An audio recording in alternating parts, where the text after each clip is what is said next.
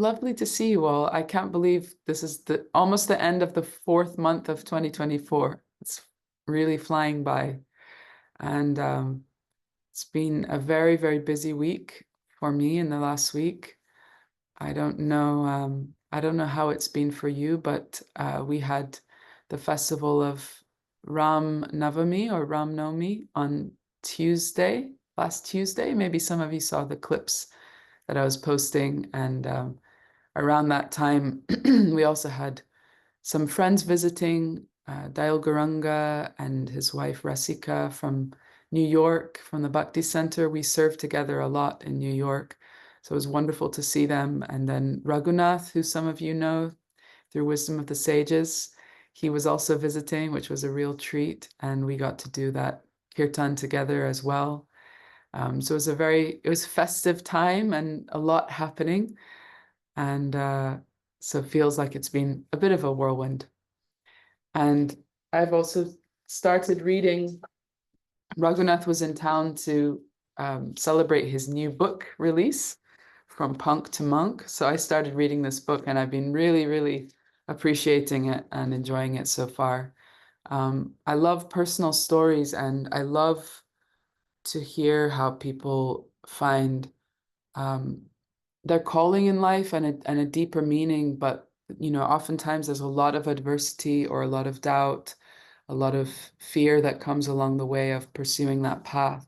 So, and Raghunath, I met him many years ago, but most of my knowing him personally has been in a later phase of his life, when in his 40s and 50s. But reading his story, I can just see how he's been doing the same thing for so many years with so much consistency. So I'm grateful to be connecting with this. I wanted to just put a little recommendation to any of you if you didn't already know about it. So I hope you're all doing okay. Maybe you can drop a few words in the chat. Let us know what's your internal space looking like today. What's the weather report from your internal space? Is it rainy inside? Is it beautiful, sunny, clear skies? It's nice to hear how everybody's doing. So feel free to put that in the chat, and I'll take a look in a moment.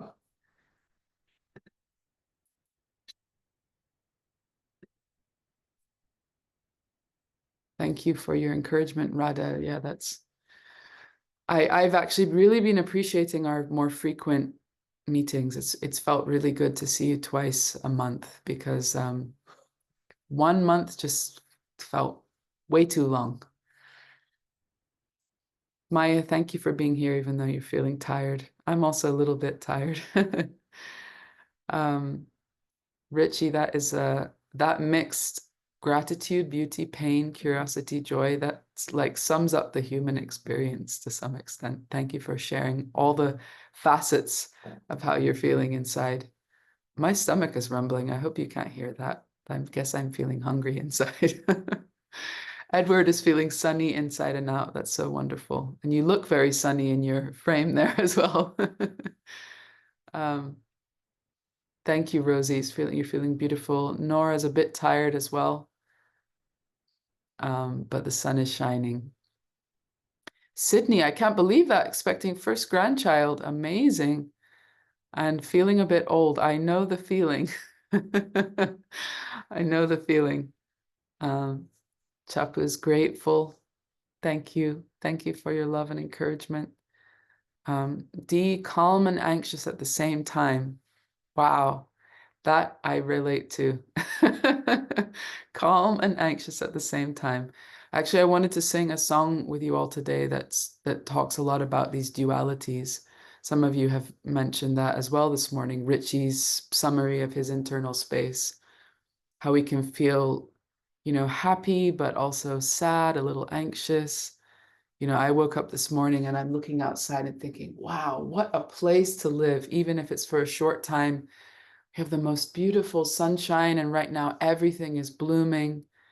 And yet I was feeling a bit like in my head, because I felt like I have to remember things, and there's things I'm going to forget, and there's messages to reply to, and I have to do these videos for social media, and then I haven't called my parents, all these sorts of thoughts that go through our minds, the things that we're responsible for, the things we perhaps have an overinflated sense of responsibility about, and prevent us sometimes from just being fully present in the moment and just experiencing what is right now.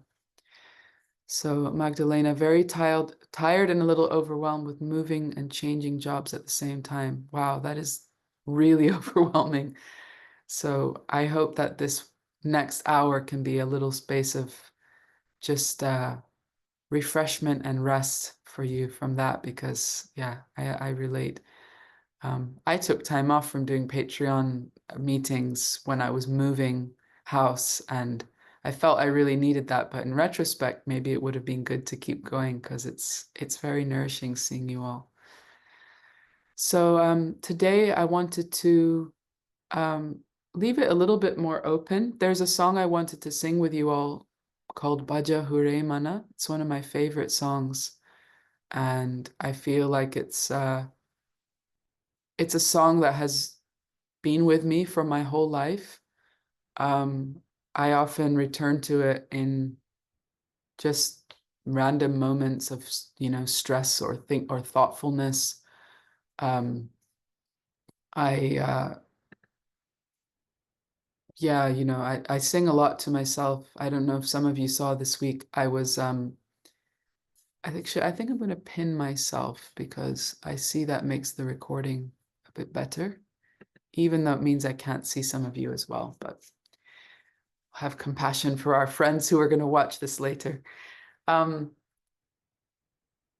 Yes, this week I posted a few things on Instagram of I was singing while I was cooking, and this is something that I do a lot, just because I like to sing, and I cook every day. I cook at least twice a day, or once a day at the minimum, and so it's just a nice time to tune in and bring your mind somewhere that's a place of consciousness and upliftment, because as you're preparing food, as you may know or may not know, in the Bhakti tradition, the act of preparing food is a meditation. It's a sacred offering.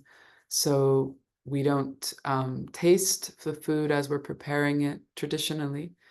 And you do it thinking that I'm preparing this for God, for the Supreme Person, for Krishna. And whoa, Gopi is in Lima, Peru. Amazing. Thank you, Gopi. We're still in your hometown. Thank you for being here with us. So yeah, from many different teachers, cooks in my life.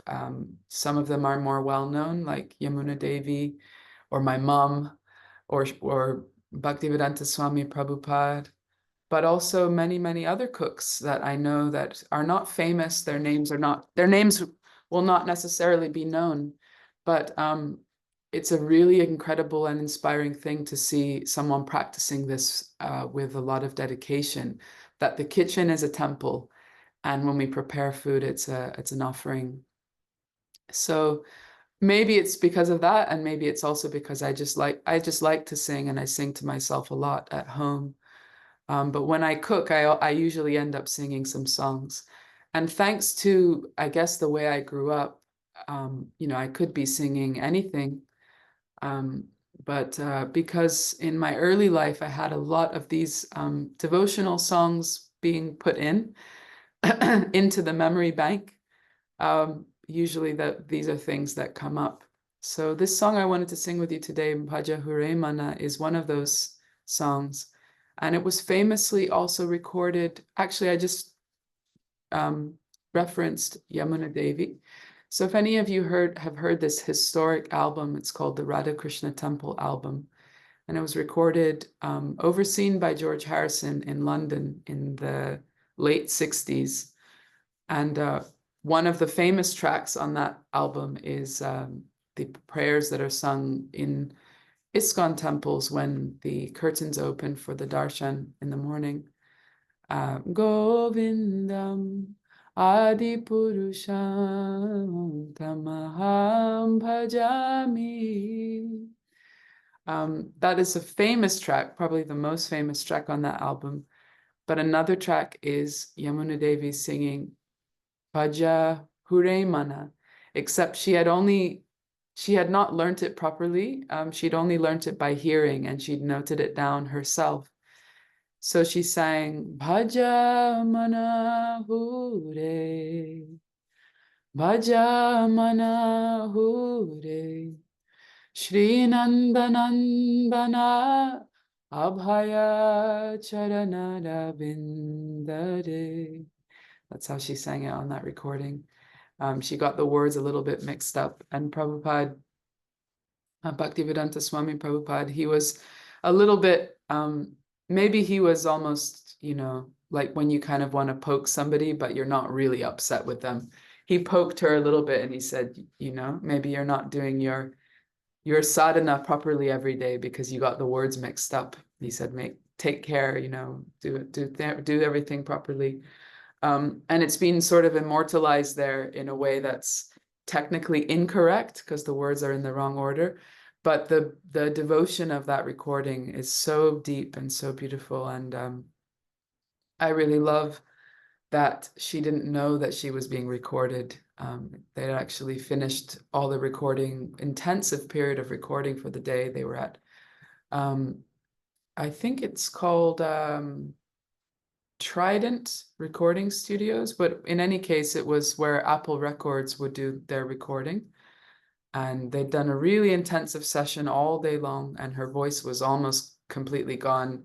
And she was just sitting with the harmonium in the studio. And as the story goes, this is how I've heard it, that George Harrison heard her singing in there and he just pressed record.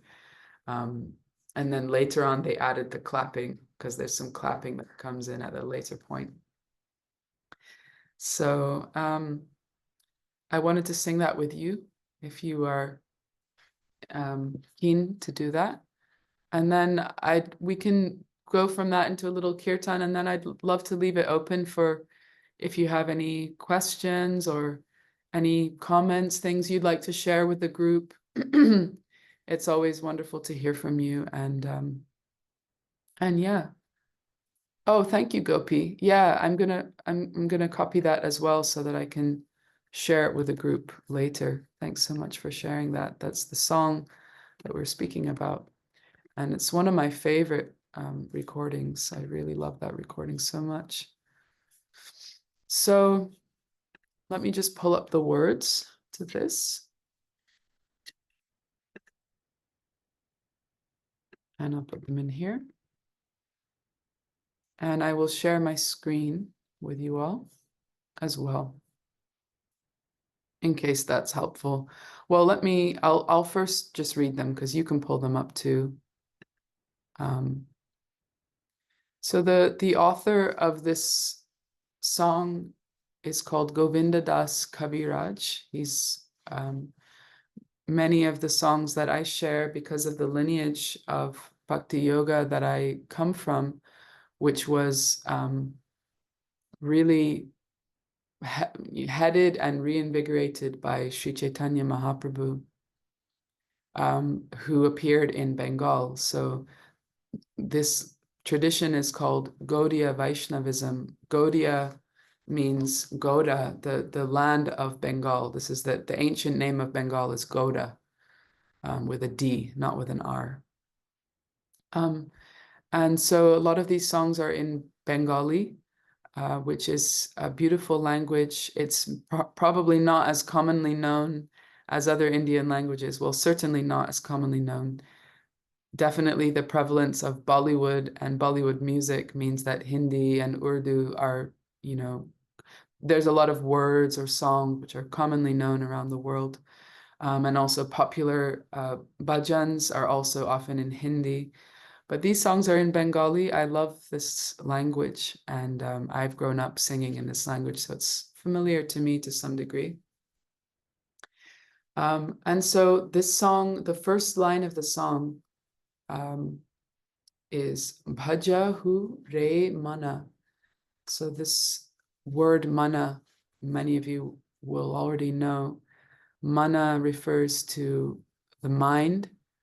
Mun and mind sound very, similar, so that's easy to remember. But mana, I always say, and I'm gonna just switch back to you for a minute so I can see you. I always like to remind people that in Vedic, I'm not sure what maybe somebody, if you know, you can suggest what the right word is to describe this facet of knowledge. I don't think it's like,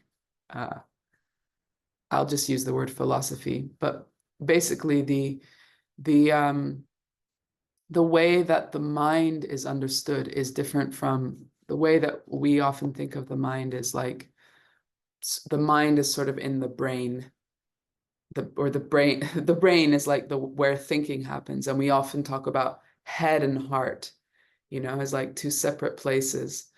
And so when we talk about the mind, we think here, and then we feel like the heart, that's not a place that you think, that's a place that maybe you feel emotions, or it's where the heart organ is. We have this conception, the head and the heart, drop down from your head into your heart. I hear yoga teachers saying things like that.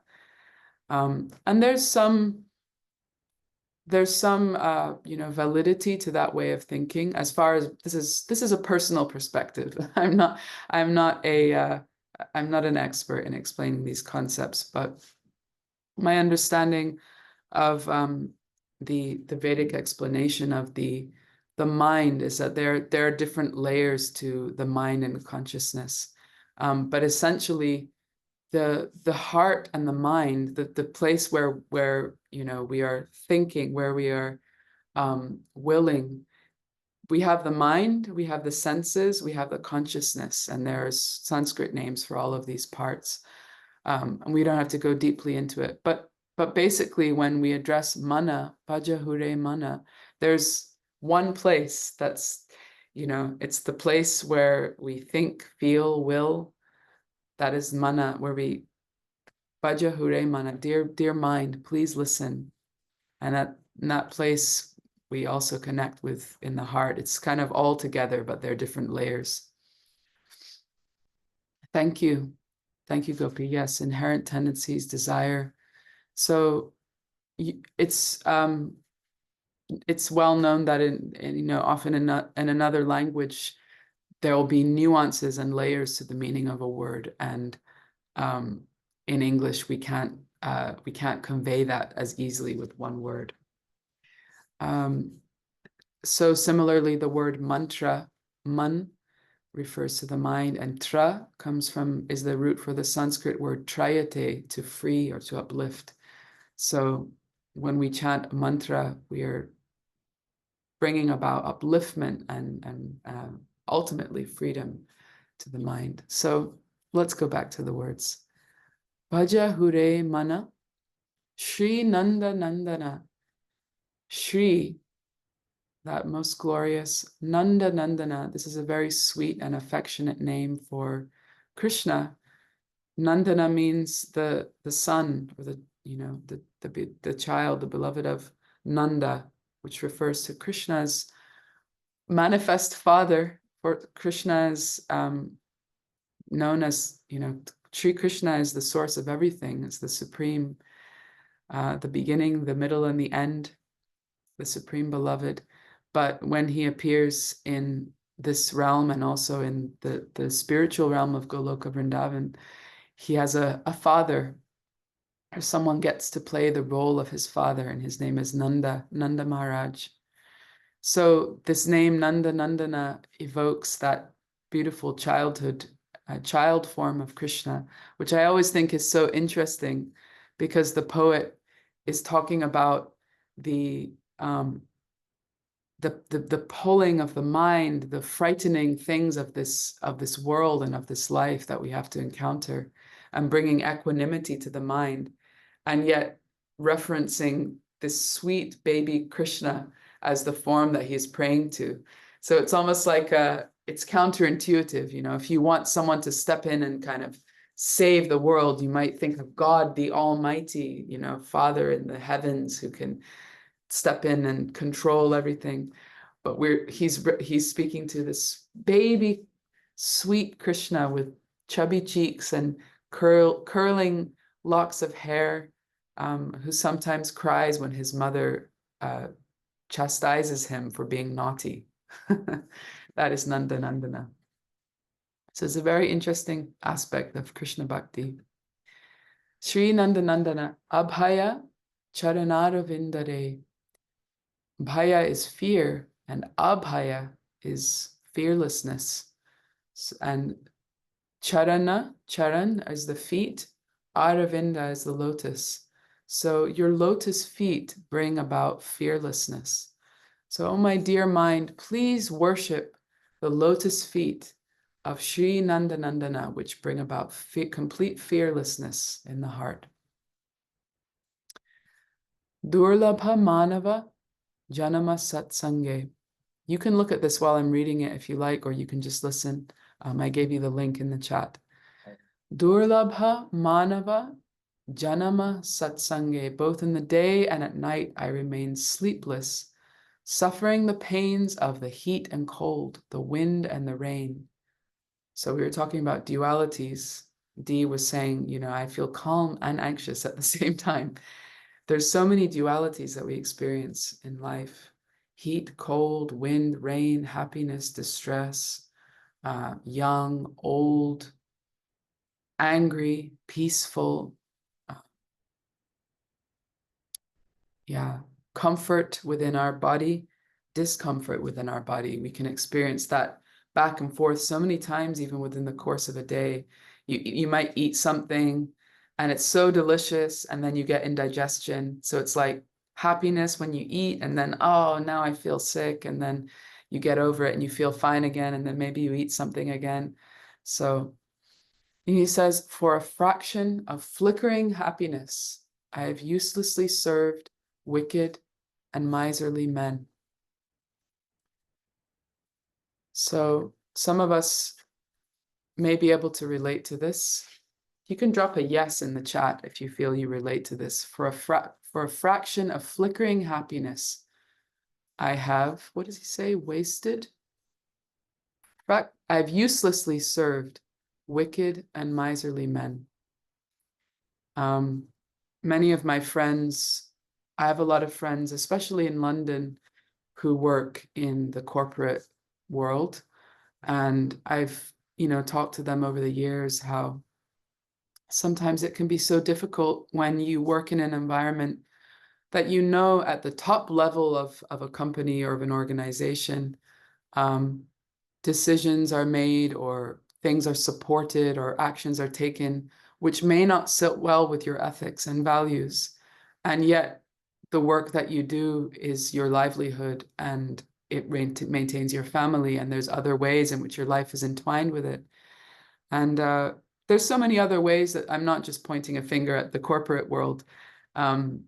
It's really all of us. We're all entangled within a system of the way this world functions, and because of, you know, the way that leadership is taking place at a level of governments and other leaders. And unfortunately, we are, by choice or design, we are, you know, intertwined in that. So in some way or other, we all have to sort of serve what is said in the translation, wicked and miserly men. For flickering happiness that is temporary. Oh, Chapu, I didn't know you were a pharmacist. Yeah, I get it. I get it. Say no more. I understand. So he's lamenting in the next verse, what assurance of real happiness is there in all of one's wealth, youthfulness, sons, and family members? So we work hard to find happiness and to find security in these things. Wealth, that's an obvious one. And so many of us, it's not an abstract thing. It's something we need to maintain our life. Oftentimes we have dependents that we need to maintain as well. And then there's things that we desire. There's things that we like to have the opportunity to utilize. You know, some of my friends are like, well, I know I don't need a fancy vacation or holiday, but I maybe I don't need it in that way, but that I like that. That keeps me going, knowing that I'm going to get to go somewhere in the Caribbean at the end of this cycle of my work and just be on a beach. So it's like they know, okay, it's not fully necessary, but yes, I need that for my well-being. And there's nothing wrong with that. There's things that we build up in our life which we feel keep us in some equilibrium. But all of those things also require money. And then of course you know, there's just family life. I think many people in this group are either part of a family or may have children, may have other dependents. You know, Sydney, you were saying you're about to become a grandmother soon in June. So there's so many things that we need to do to bring about a sense of stability and security, and there's nothing wrong with that.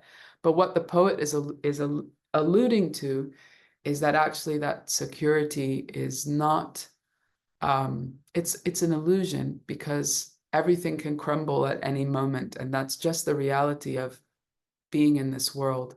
It doesn't mean that we shouldn't do our duties and do our dharma, but we're not fully in control of the things that happen, the circumstances that happen. This has been really on my mind this week because a friend of mine, not a really close friend, but someone that I really had a lot of respect for. His name was David Newman, or Durga Das. Um, he he passed away last Thursday, I believe. He had a very rapid illness from diagnosis to passing away. I think it was like 5 weeks, 5 or 6 weeks. Um, and he was, you know, relatively young still. I think he was maybe in his late 40s, early 50s.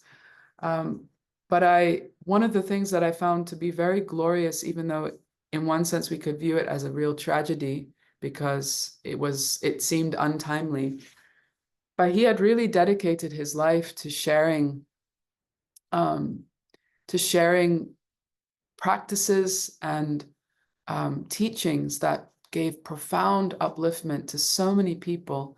Just reading the comments on the announcement of his passing, you know, there's probably almost 2,000 comments there now from people saying how he affected their life. He was a yoga teacher, and then later he was dedicating himself to sharing kirtan, you know, traveling around, sharing mantra and sharing bhakti teachings. So but it was really on my mind because last year I was just with him in Asheville and he seemed fully vibrant and healthy. And when I heard this news, it was shocking. And then I thought, well, maybe he'll still recover. But 5 weeks later, they were saying, you can just pray for his transition. So I was thinking, wow, how quickly things can change. And I'm not saying this to be, I know that in our world, especially in the Western world, talking about death is often considered to be like a little morbid. You know, don't talk about that. It's like something we don't want to hear about. But I grew up hearing about it from like, you know, day one of being somewhat cognizant as a child. You know, you hear Bhagavad Gita verses talking about the soul as the soul passes from one body to another. It's just like taking a coat off.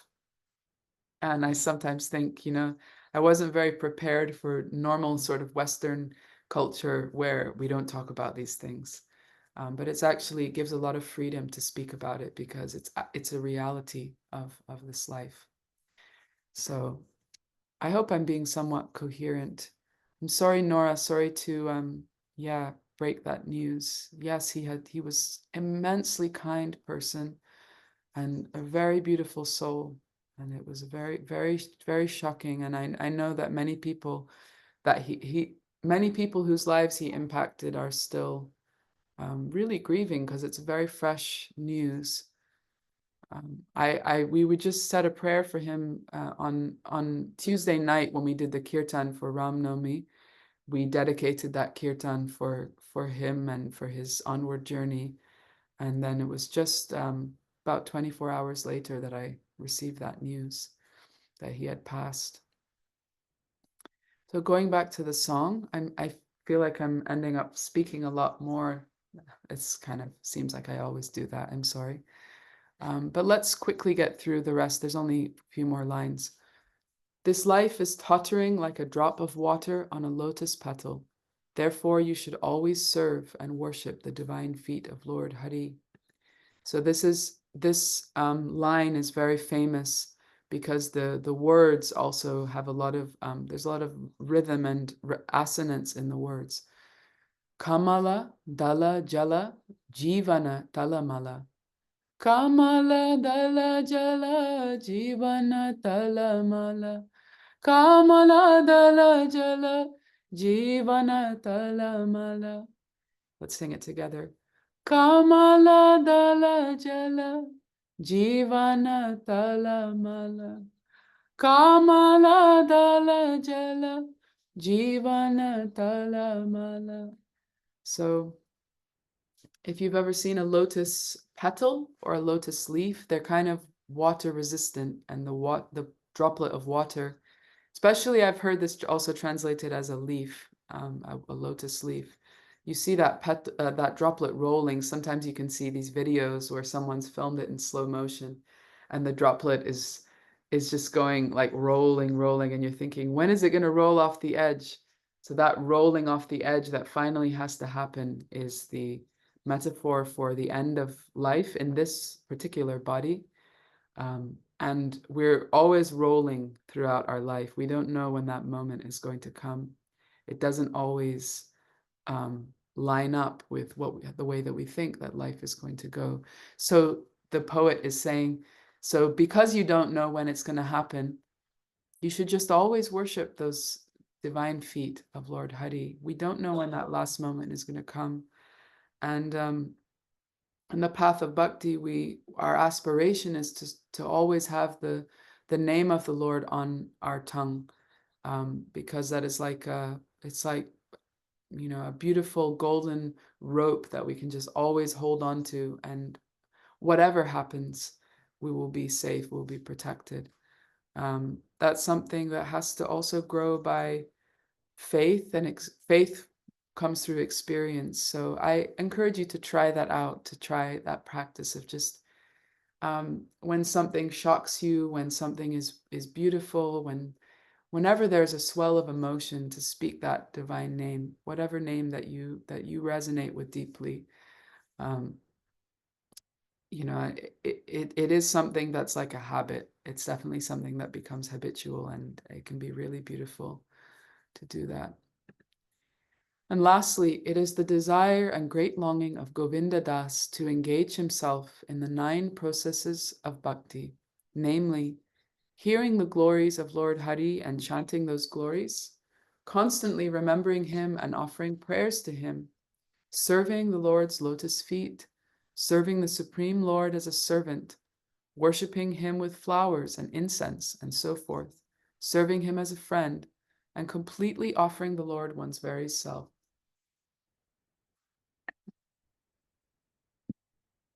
So the 9 processes of bhakti all have these are a sort of set of different processes or practices. It's said that if you perfect even just one of them, that's more than enough. So you'll hear in the verse, these are sung as Shravana, Kirtana, Smarana, Vandana, Padasevana, Dasya, Pujana, Sakijana, Atmanivedana. Those are the 9 processes. And there's so much more we could say about that, but I think let's go into singing the song. Oh, I got a little sun ray here. Ah. So I'll share my screen and we can look at the words together.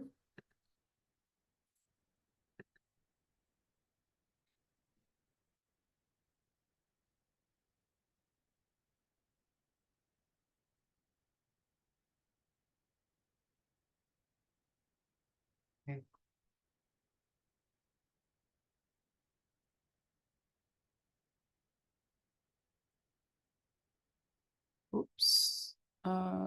Hang on, sorry. I always do this. I have to turn my original sound on.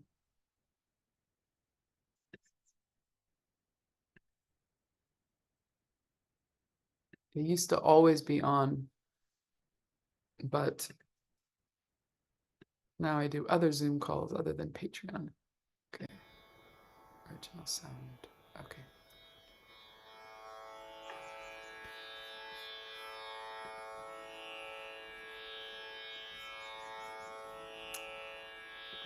I've lost. Oh, there. Share screen.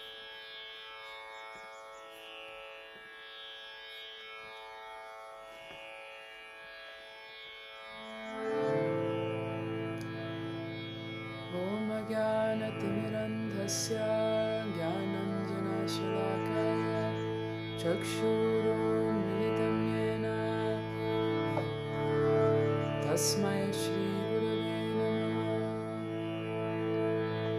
Namah Namo Vishnupadaya Krishna Prasthaya Bhutale Srimate Bhaktivedanta Swaminiti Namine Namaste Saraswati Deve Gauravani Pracharine Nirvishesha Shunyavadi Pashtadya Deshatarine Jai Shri Krishna Chaitanya Prabhu Nityananda Shri Advaita Gadadhara Shri Vasadi Gaura Bhaktavrinda.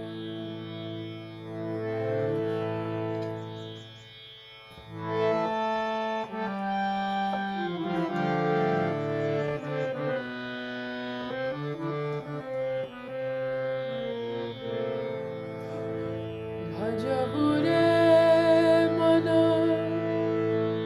Shri Nandanandana Abhaya Charanarabindare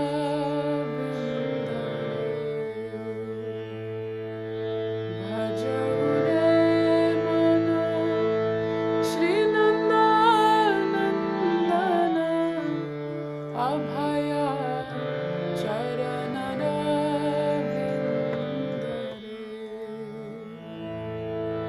Let's sing that one together again. That will be a refrain we can return to. Bhaja Ude Mana Shri Nandanandana Abhaya Charanarabindare Dulabhamanava Janama Satsange Dulabhamanava Janama Satsange Dulabhamanava Janama Satsange Dulabhamanava Janama Satsange Taro Hoye Bhava Sindhure Taro Hoye Bhava Sindhure Taro Hoye Bhava Sindhure.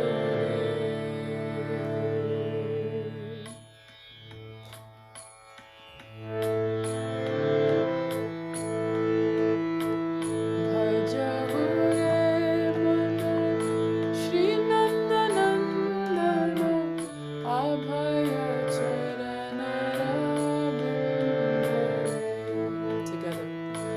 Bhaja Hure Mana Shri Nandanandana Abhaya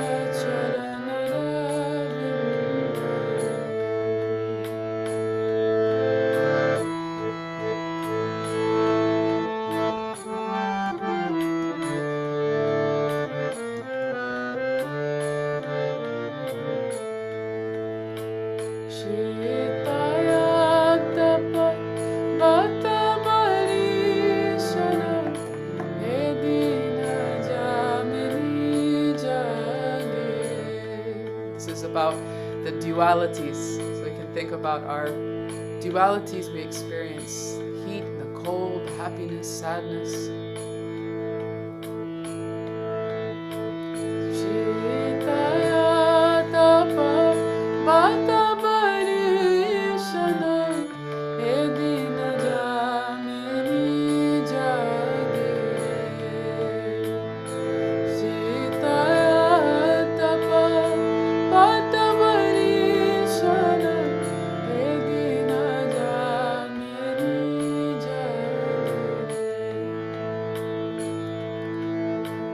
For a moment of flickering happiness, Chapala Sukha, I have served the Kripanas, this is the miserly men. Vipale sevinu Kripana durajana, Vipale sevinu Kripana durajana, Vipale sevinu Kripana durajana, Chapala sukala bala gire, Chapala sukala bala gire, Chapala sukala bala gire, Rajahure man Srinandanandana Abhaya charanara vindare, Rajahure man Srinandanandana Abhaya charanara vindare.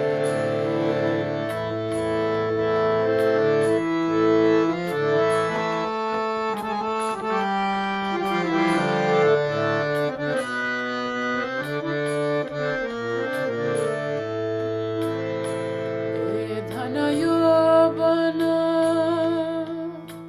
wealth and youthfulness.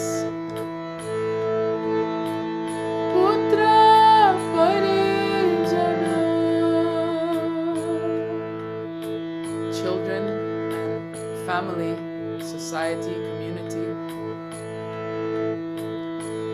Dhana yovana, putra parijana, ite ke ache parate tere.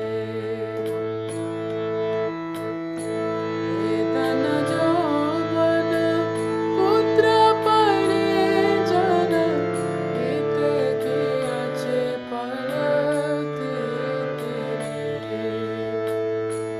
Dhana yovana, putra parijana, ite ke ache parate tere.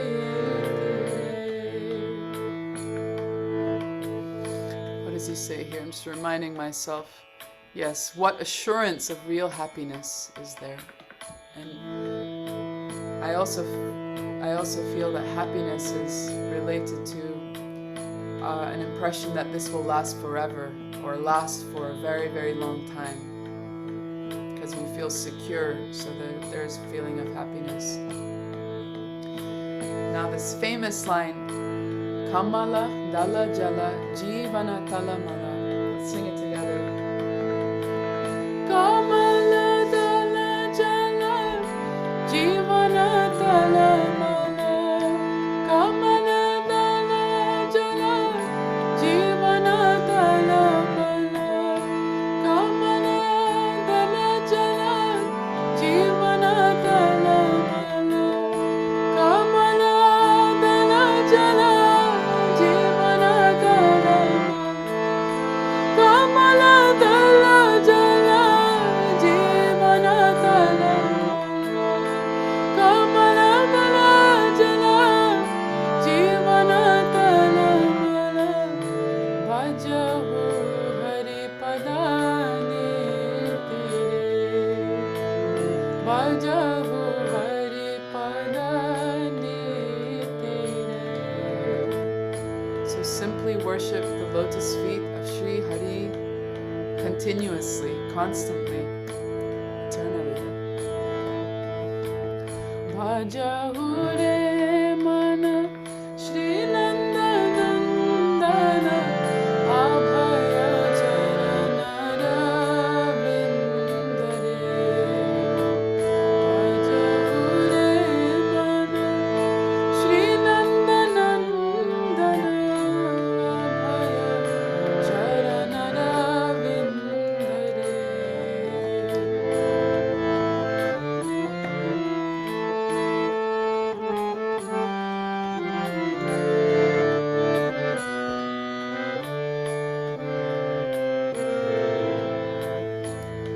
here are the different ways to worship. So worshiping can be just remembering the lotus feet. That is a very practical and easy way. Smarana, that's very simple. But you could do hearing, singing of the glories, remembering, offering prayers, serving the lotus feet in so many different ways,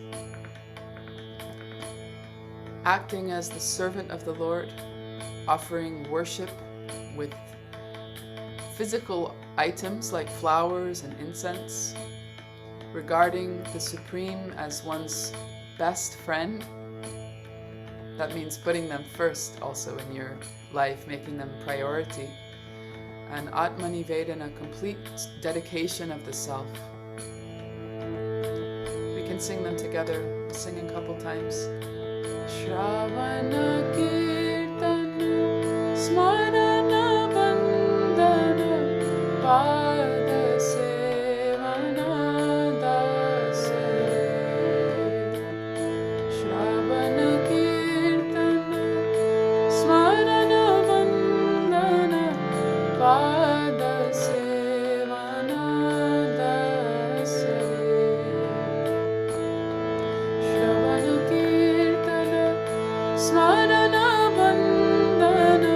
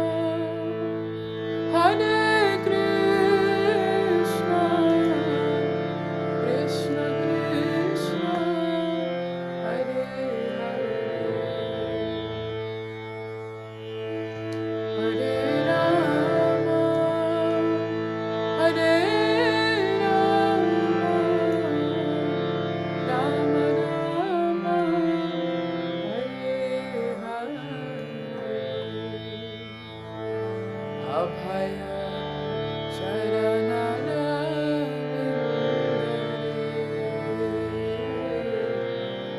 Abhaya Charanara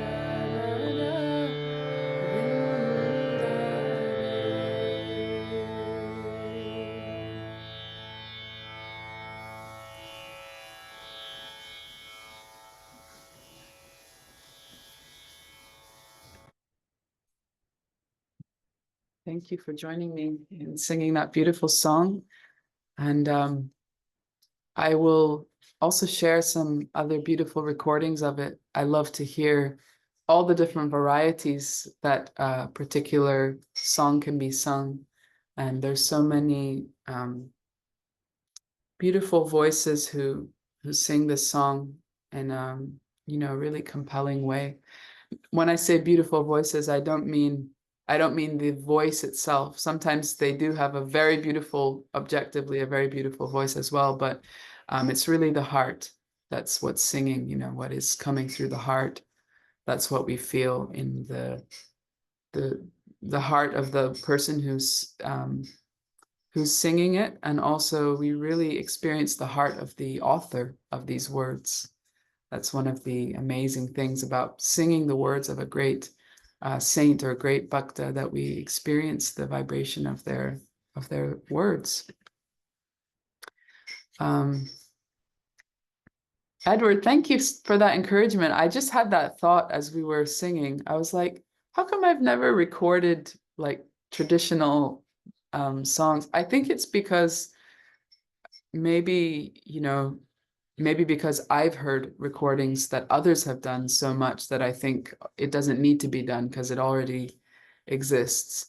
But I think, yeah, that is something I would really like to do. So thank you. I could say more on that, but thank you for the encouragement. That would be really nice, really sweet. It would be really cool.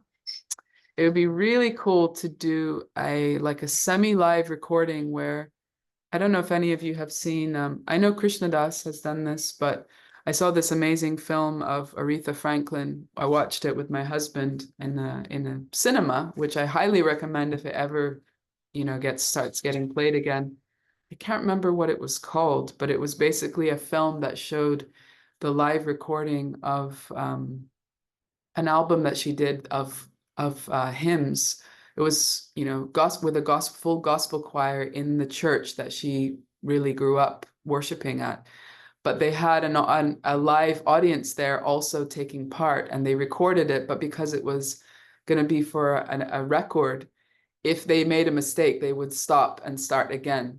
But it was also like they invited the community in to take part. So we could have a location in a certain place and, plan it ahead of time. And any of you that can come along and we can create this recording together. That would be amazing. I feel like that would be really powerful. Anyway, something to think about. That's a nice idea. Thank you, Gopi. Yes, I've been doing the Castro Room on Tuesdays, and Dee and Gopi have been there. Dee's been coming regularly, and Gopi when he can, because he's very busy. But it's been really sweet, and I hope some of you can come out to San Francisco, or I get to meet you somewhere live in person soon. There was something I was going to ask you all. Oh yeah, as I was speaking, I was just thinking how nice it would be to do. I I think it's been almost 3 or 4 years actually. It must have been before the COVID time.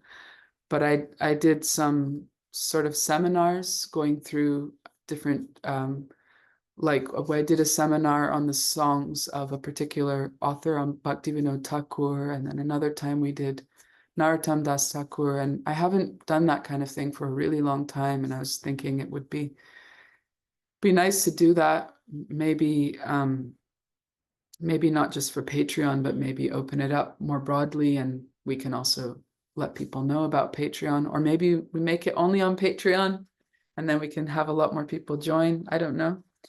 But I was thinking, oh, it could be like a bhajan club. And we learn the songs together and, learn about the songs and the meanings, and could have some special guests to join us. Anyway, its ideas came. Yeah, on Patreon, it would be nice. I feel like I have to, I mean, I'm incredibly grateful for those of you that join here on Patreon, but I don't speak about it that much on social media. And I feel like only certain people know about it because at a certain time I would share more. So maybe I have to share more about it again because I feel like because I don't post about it and people don't know what we do here, they don't really hear.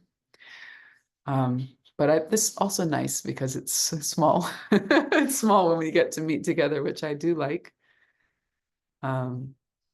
Okay, so I apologize. I did what I often do, and I talked for the whole hour, but I can stay a few more minutes if anybody had any questions or any comments. Let me open the chat again. We'll end shortly because I want to respect everyone's time.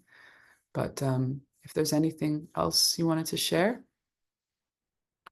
and whilst you may be thinking about that, let me just check my calendar to see the next date that we had put in for our next meeting. I think it is. Oh, it looks like I don't have it in the calendar. I think it was the 11th and the 25th of May, but I will confirm that and I'll post about it in our on our message board. I would love to get a show of hands. Maybe there's nobody here. Are any of you coming to the Bahamas, to the Shivananda ashram? You're coming? Oh, wonderful. Ramit, wonderful. I really look forward to that. Um, I know there's a variety of reasons why it's not possible for others to come, but that will be coming up soon in May. And I hope I can do more gatherings like that, more retreats in different sort of locations, because I know, travel can be a big factor of why you can or cannot attend. So when we planned that, it was with sort of East Coast US people in mind, because it's not too far away, but hoping to do one in Europe, England or Europe, and let's see where else. Gopi's always pushing for California. So I'm sure we'll do that too. Chapu is asking about if I will be in New York for June Rath Yatra. I was actually thinking about it, but right now it's not looking that like I will. Still deciding. And Dee, thank you. 5th and 19th of May. Is that right?